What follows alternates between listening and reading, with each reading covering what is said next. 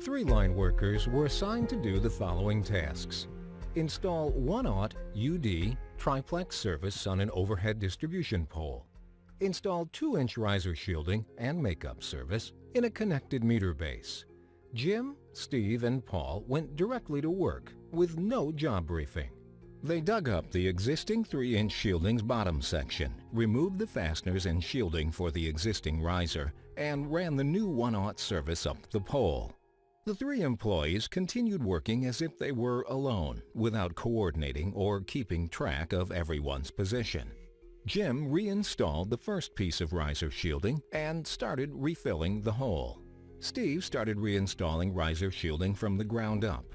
Paul sat on the meter base wall, 150 feet away, and started preparing terminations. 10 minutes later, while Steve was cutting the 1/0 service conductor to length, he lost control of the cable. The cable's loose end struck the cutout feeding the transformer. Paul, working at the other end of the cable, had a phase-to-ground contact of 14.4 kilovolts through his leather work gloves. He received severe burns to 50% of his body. How could everyone involved have prevented this tragedy?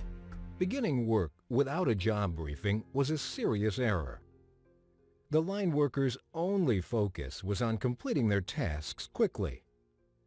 Had the employee in charge spent just a few minutes presenting the job briefing that OSHA requires, these experienced workers could have avoided injury. Let's see how.